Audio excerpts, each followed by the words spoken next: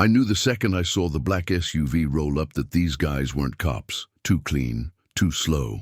And the decals on the door, HOA Tactical Enforcement Unit, looked like someone ordered them from a parody website. I watched them through my office window as they stepped out. 3 men in matching grey shirts, tactical vests, mirrored sunglasses, and the kind of smug body language that said they thought they were about to be legends. They had zip ties, they had clipboards, and they had absolutely no idea who lived here, because they didn't know I was FBI, not retired, not off-duty, full-fledged, badge-carrying, gun-holstered special agent working under a low-profile name while investigating a string of HOA fraud cases tied to illegal fines and misuse of municipal funds. They thought I was just another homeowner. They thought wrong. Opened the front door before they knocked. The lead guy, early 40s, clean-cut with a fake badge clipped to his chest, put on his command voice. "Sir, step outside immediately. You're being cited and detained under Meadow Park HOA enforcement. Code 17C, I raised an eyebrow. Cited and detained? For non-compliance and obstruction, he said. You failed to remove unauthorized solar panels, and there are unapproved security cameras on your front porch. Funny, I said, since I don't live in Meadow Park. You're within our expansion jurisdiction, he snapped. Looked at the 2 guys flanking him, both trying way too hard to look serious. Are you guys armed? I asked. Don't worry about that, clipboard guy said. Oh, I'm not worried, I replied, just wondering how many laws you're about to break in the next 5 minutes. They didn't flinch, but the guy on the left reached for his zip ties. That's when I reached into my back pocket, pulled out my credentials, and held them up. Special Agent Marcus Reed, FBI. You just attempted to detain a federal officer without cause, identification, or jurisdiction. The lead guy blinked. You're FBI? I stepped forward. And you're about 30 seconds from making national news for impersonating law enforcement on federal property.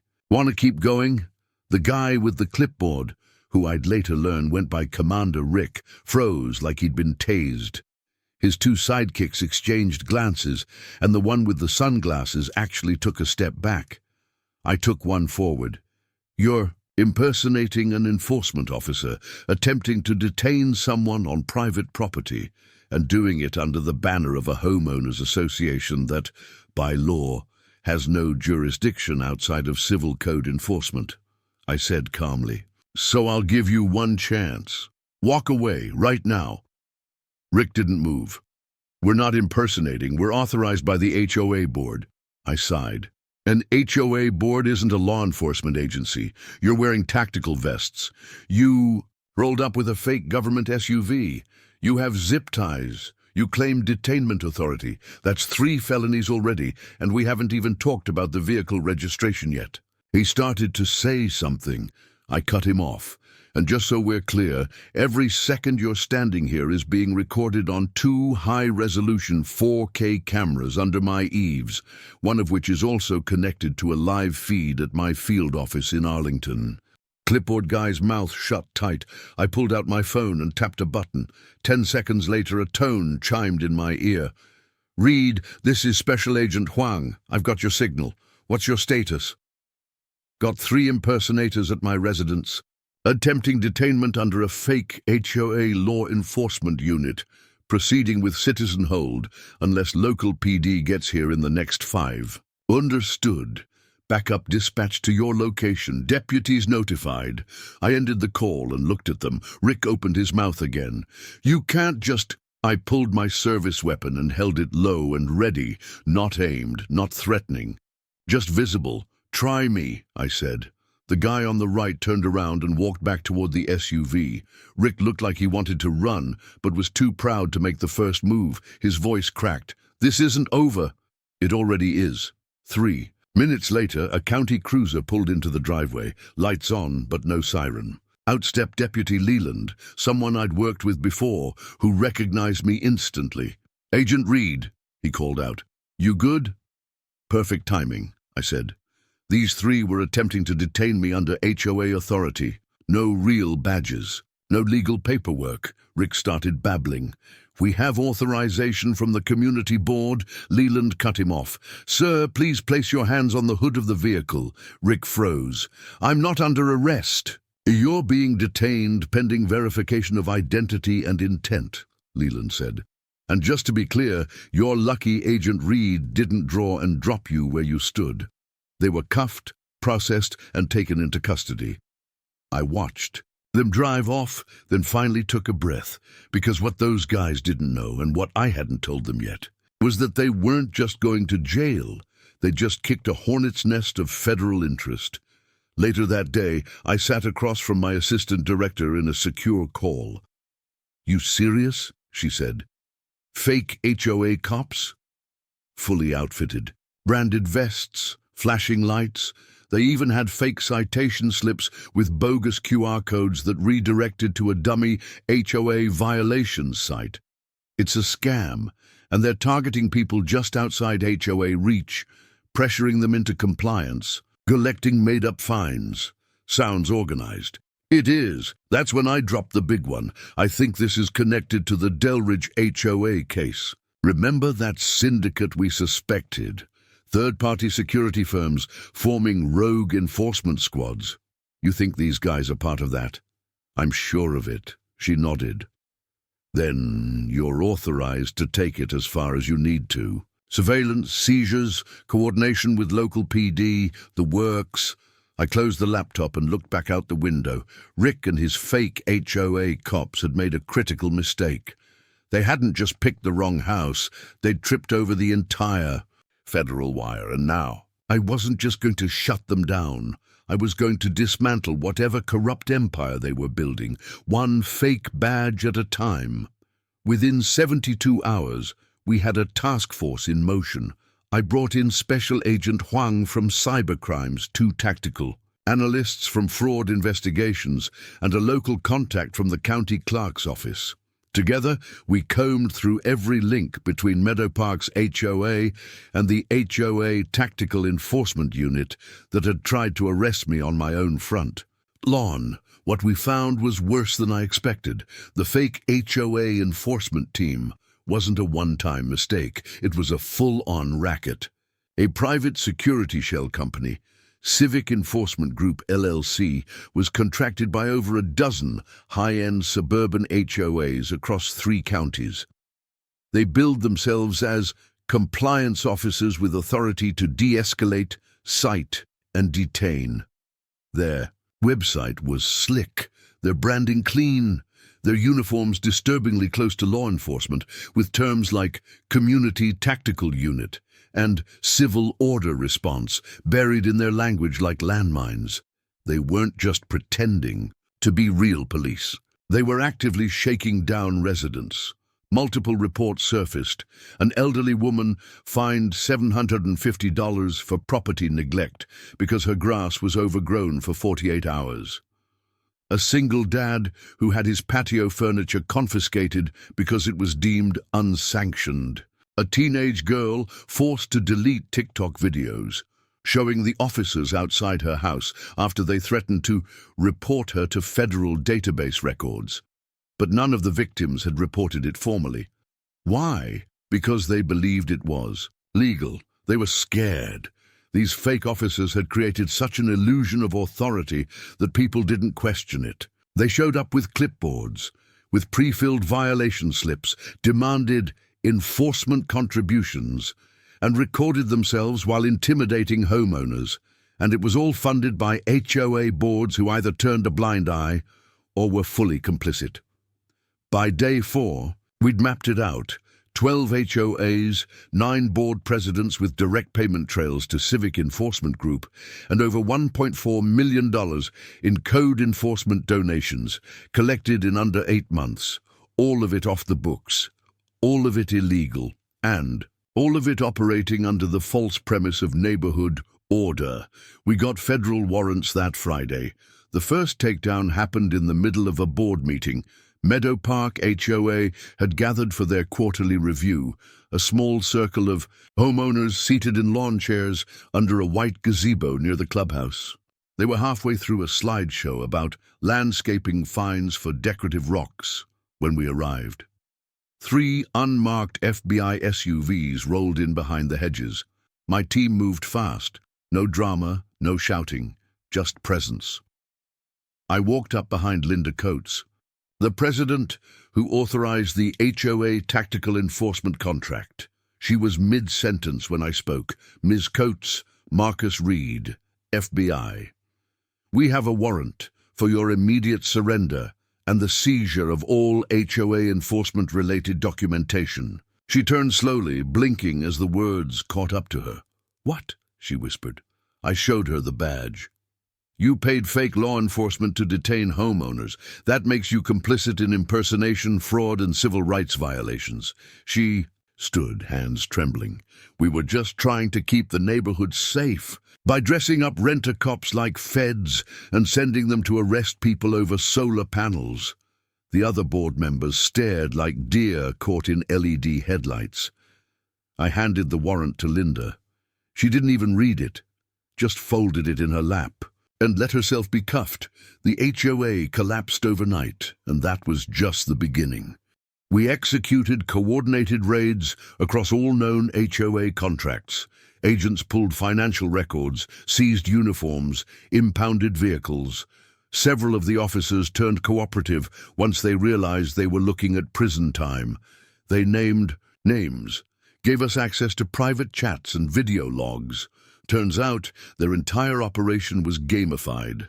They had internal competitions, who could issue the most fines, who could scare a homeowner into payment the fastest. They even had a trophy. It read, Compliance King, Quarter 1. We found it in a garage beside a crate of official HOA warning forms. I took it back to my office and set it on a shelf upside down, because this wasn't just a neighborhood problem anymore. This was federal.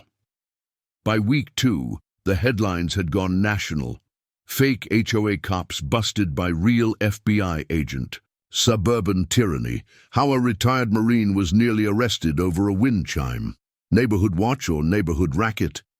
I couldn't walk into a diner without someone offering me free coffee or asking if they could shake my hand.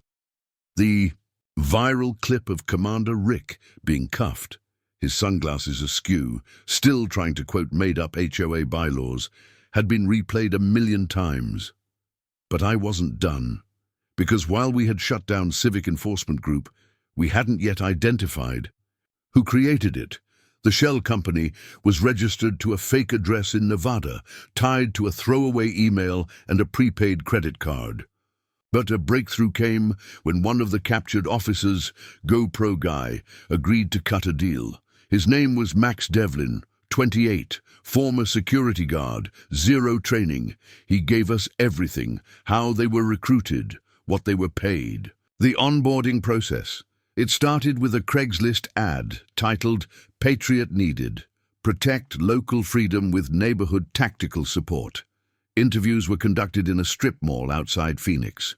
Hires were told they'd be enforcing gray area statutes and that legal protection would be provided if the mission was compromised. One name came up again and again, Gordon Blake, a former HOA consultant turned compliance guru turned self-proclaimed civic justice expert. He'd worked with dozens of neighborhood boards before being quietly fired from a consulting firm. 3 years ago, after forging inspection reports, he had the background, the motive, and now he had the target on his back. We pulled every record on Blake. He lived in a gated McMansion north of Scottsdale. No job listed, no visible income. But the man drove a $140,000 Escalade and made donations to Neighborhood, Liberty, PACs under a dozen variations of his name. He was behind it all. Civic Enforcement Group, the fake police gear, the contracts, even the training manuals. He styled himself as a kind of HOA bounty hunter, a man who saw suburban order as a holy mission. And he'd monetized fear better than most crime syndicates I'd ever investigated. We got a warrant. The raid on Blake's house was quiet and fast. At 6:02 a.m., a team of 6 agents, 2 federal marshals and myself, breached his front gate and entered through the garage. He was in his home office wearing a polo with a fake HOA badge on the chest, drinking green juice. He reached for a file when he saw us. I got to him first. "Don't bother," I said, hand on my weapon. "We've got it all." He smiled, smug. "I was just offering structure. The kind neighborhoods are too weak to enforce. You offered extortion under the illusion of power." "That's perspective," he replied. "No, that's federal criminal conduct. We arrested him on the spot. Among the evidence, 2 hard drives containing detailed records of all fake fines issued, audio recordings of him coaching enforcers on how to fake authority without getting sued, a PowerPoint titled, 'Authority Through Apparel, Dressing Like the Law Without Being It.' The U.S. Attorney's Office charged him with conspiracy, wire fraud, impersonation of law enforcement, and coercion. His bond was denied. He cried. In court, after Blake's arrest, things began to settle. HOAs across the country started reviewing their enforcement protocols. News outlets reported a surge in homeowners standing up to bogus fines and refusing intimidation tactics. It had a ripple effect. States began proposing legislation to restrict private security use in HOA operations. Civil liberties groups rallied behind victims. Even local law enforcement agencies began requiring HOA contractors to wear distinct, non-law enforcement uniforms. Justice wasn't just served, it was broadcast. But for me, it ended where it began. Back, on my porch. Mug of coffee, flag flapping just right in the breeze. Neighbors now waved. Some stopped to chat. Others simply gave a quiet nod, that look in their eyes that said, "Thanks for standing up when we couldn't." And when I saw a for sale sign pop up on Linda Coates' old house, I walked over to read the listing. No mention of HOA amenities, no mention of security patrols. Just 5 simple words. Peaceful, private, law-abiding neighborhood. Exactly how it should have been from the start. ChatGPT said, "Here is part 5. The final chapter of fake HOA police came to arrest me, but I'm a FBI agent." Bringing the story to a dramatic and satisfying 5,000-word conclusion. The sentencing hearing was standing room only. Reporters, homeowners, local officials, they all packed into the courtroom to watch Gordon Blake face the consequences of his fake empire. He wore a navy suit, no tie, hands folded, mouth drawn in that same smug half-smile he had the morning we arrested him. The prosecutor laid it all out, over 1,200 fraudulent citations issued across 13 HOAs, nearly $1.4 million collected under false authority, and dozens of homeowners harassed or threatened into compliance. I took the stand briefly, not as the agent who arrested him, but as one of his attempted victims. The problem, I told the court, wasn't just that he lied. It's that he created a system of fear using the symbols of law enforcement, hoping people wouldn't question what a badge really means. Blake's defense tried to argue that it was all community service, that he had filled a void where HOAs were weak. But the jury didn't buy it. They took less than 4 hours to deliver the verdict, guilty on all counts. The judge didn't. "Hold back, Mr. Blake, your actions undermined public trust in legitimate enforcement agencies. You manipulated neighborhoods into funding your fantasies and preyed on people's uncertainty. That ends now. Sentencing, 18 years, federal. No. Parole, $1.2 million in restitution." He didn't cry, just stared straight ahead like he still didn't understand what he had lost. 2 months later, I was back in D.C., not for work. Technically, I was on personal time, but I'd been invited to speak at a law enforcement conference on impersonation. Threats and how HOA overreach was becoming a nationwide concern. I titled my talk, "The Illusion of Authority When Clipboards Become Weapons." They laughed at the title, They didn't laugh at the case details. By the end of the presentation, I had 3 state attorney generals asking for my notes and a senior official from the Department of Housing and Urban Development requesting to meet privately about new federal oversight proposals. Change was happening. It started with 3 guys in matching polos trying to zip-tie me on my porch. It ended with legislation. Back home, things had never been quieter. The fake HOA security. Decals were gone. The uniforms destroyed. The HOA itself was disbanded, and what rose in its place was more of a co-op, voluntary, civil, neighbor-driven.